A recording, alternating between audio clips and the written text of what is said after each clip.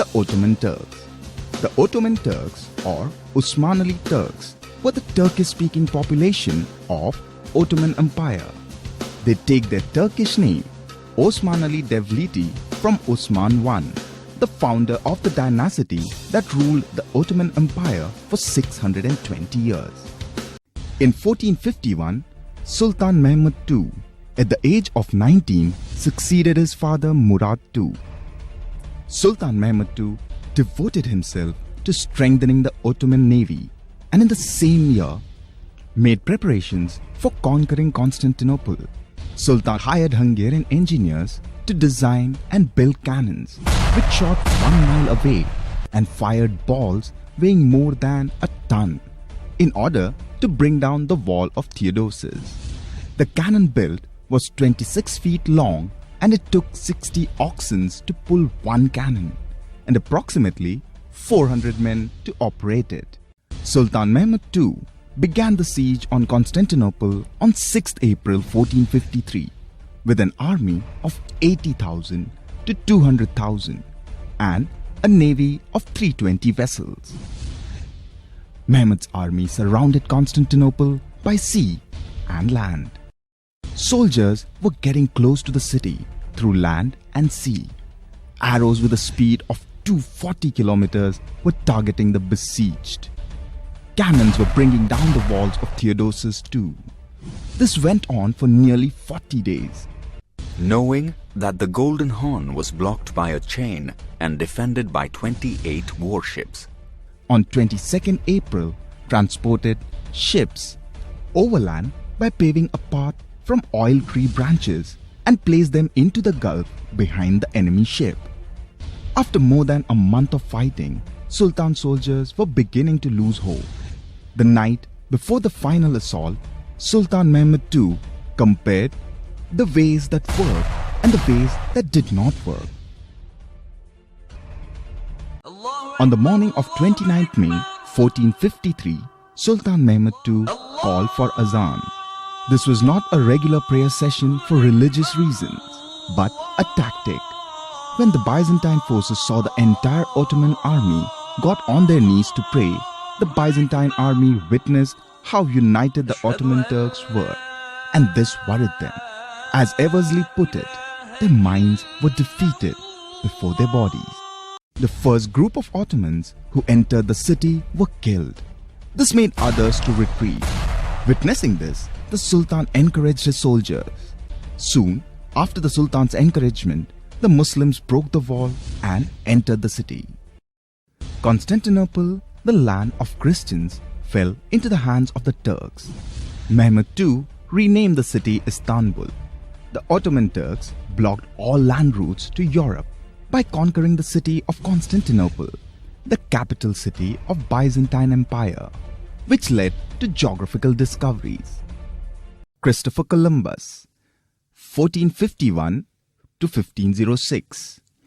Christopher Columbus was born in the Republic of Genoa, present-day northwestern Italy, on 31st October 1451. He was interested in sailing and had read about the voyages of Marco Polo and all about the lands in the East.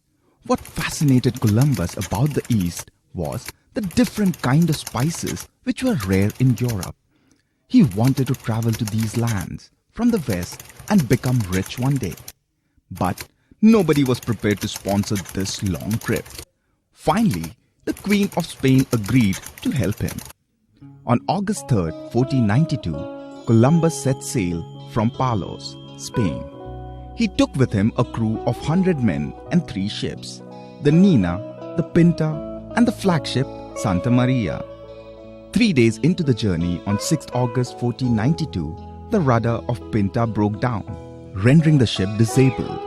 The captain temporarily secured the rudder with cord until they stopped at the Canary Islands for repairs and restocking on 9th August 1492. On September 6th, he sailed westwards to the land of the unknown. Columbus observed that the needle on his compass no longer pointed the North Star. The dark expanse of the sea filled his crewmen with fear. They wanted to return. But Columbus stood his ground and they sailed forth. Days after days of nothingness followed. Finally, after 29 days, on 7th October 1492, the crew spotted flocks of birds and Columbus changed course to follow their flight. Land was sighted on 12th October 1492. Columbus called the island San Salvador, present-day the Bahamas. From the Bahamas, Columbus sailed towards Cuba and landed on 28th October 1492. Columbus sailed for 8 weeks from Cuba before he finally reached the second largest island in the Caribbean on 5th December 1492. He named this island Hispaniola, the present-day Haiti and the Dominican Republic. On the eve of Christmas, Columbus' flagship, Santa Maria, ran aground. The natives of the island, the Tiona people, helped him and his men and welcomed him on the island. Columbus expressed gratitude by offering a red cap to the native chief, Guasanagri, who in turn gifted Columbus with a gold tiara. Columbus was struck by this gesture and was convinced that this land was rich in gold. He called these people Indians since he was in the Indies. Columbus left for Spain on 15 January 1493, leaving behind 39 of his men. In 1493, he returned to the same island with a huge fleet of army, guns and ammunition to mine the gold in the island. The natives were enslaved and gold was carted off to Spain. Christopher Columbus completed 4 voyages across the Atlantic Ocean and made the Europeans aware of the American continent. John Cabot, 1450 to 1499. John Cabot was an Italian navigator. In 1497, he was commissioned by King Henry VII of England to discover lands. He set sail in 1497 in the ship, the Matthew, with 19 crewmen. It was a hard trip and they had to go without food and water for days. He is believed to have landed on the island of Newfoundland on June 9, 1497. It took him 50 days to reach there. John Cabot discovered parts of North America. Amerigo Vespucci, 1454 to 1512. Amerigo Vespucci was an Italian navigator, financier and cartographer. He was born in Florence. It was Amerigo Vespucci who pointed out to the world that Brazil and West Indies do not belong to Asia, but were separate landmasses. The New World came to be known as America. He also believed that the landmass discovered by Columbus was not India, as Columbus had claimed to be. Amerigo left Florence for Spain. Amerigo Vespucci led his own voyage. Between 1497 and 1498,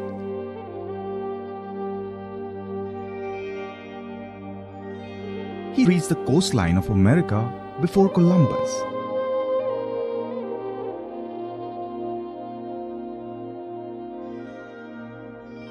Before returning to Spain.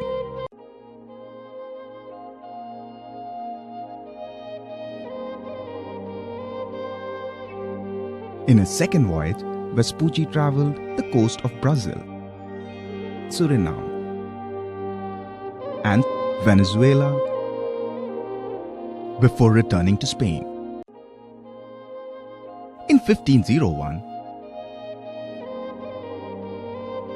he set off on his third voyage and traveled along the coastline of Brazil.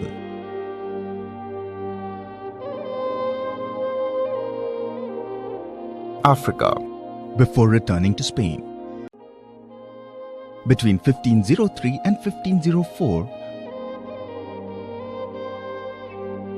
Vespucci went on his fourth voyage for the East Indies, but instead went to Brazil as some of his ships got lost off Brazil. After this, Vespucci did not take up any more voyages.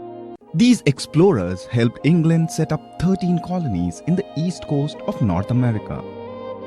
They were Connecticut, Delaware, Georgia, New Hampshire, Maryland, Massachusetts, New Jersey, New York, North Carolina, Pennsylvania, Rhode Island, South Carolina, and Virginia. Vasco-Da-Gama, 1460 to 1524. Vasco-da-Gama was a Portuguese explorer and one of the most successful in the age of discoveries. Vasco-da-Gama was the first to sail from Europe to India. He landed in Calicut, the southwest of India, in May 1498. Vasco-da-Gama was born in Sines, Portugal in 1468. In 1497, King Emmanuel of Portugal appointed him commander of the fleet that was to sail to India. Portugal by then had become world masters in navigation. Vasco-da-Gama left Portugal for India on July 8, 1497 with 4 ships and a crew of 170 men. Vasco-da-Gama's fleet sailed via the Canary and the Cape Verde Islands on 27 July. They reached Sierra Leone and proceeded southwards after crossing the equator. They sailed the coast of Africa and reached the stormy seas of Cape of Good Hope. The trip to the Cape was doubled by November the same year. On December 8th, they reached the east coast of Africa and the Mozambique Islands on the 2nd of March 1498. On 29th March, they left the Mozambique and travelled the African coast of Mombasa and Milan. Vasco-da-Gama and his men left Africa on 24th April and reached Calicut, India on 18th May 1498. In India, Vasco-da-Gama was received by King Zamorin. The Portuguese began trading. For the next few months, he and his men travelled to Pandroni, Calicut, Cananur and Anjediva. Vasco-da-Gama left India on October 5th, 1498 for Africa, a journey which took him 3 months. The Cape of Good Hope was doubled in March 1499. Vasco-da-Gama finally reached Lisbon, Portugal on September 9, 1499 with only 55 men on board. His second voyage to India was on 10 February 1502, this time with 15 ships. Trade between India and Portugal flourished. Ferdinand Magellan, 1480 to 1521. The ultimate goal of all explorers of that time was the Spice Island. Stories of Vasco-da-Gama returning from the east with large casks of wealth had captured everybody's interest in Europe. Around this time, Ferdinand Magellan wanted to join the Portuguese navy, but for some reason, King Emmanuel I disliked him and hindered his efforts. Then, at the age of 37, Magellan entered into an agreement with King Charles V. He was given 5 vessels: the flagship Trinidad with 55 crew, San Antonio with 60 crew, Conspicuan with 45 crew, Santiago with 32 crew, and Victoria with 43 crew. His mission was to sail to the Spice Island. Magellan believed he could travel west to reach the east. Magellan set sail in 1519. The journey over the Atlantic was full of perils.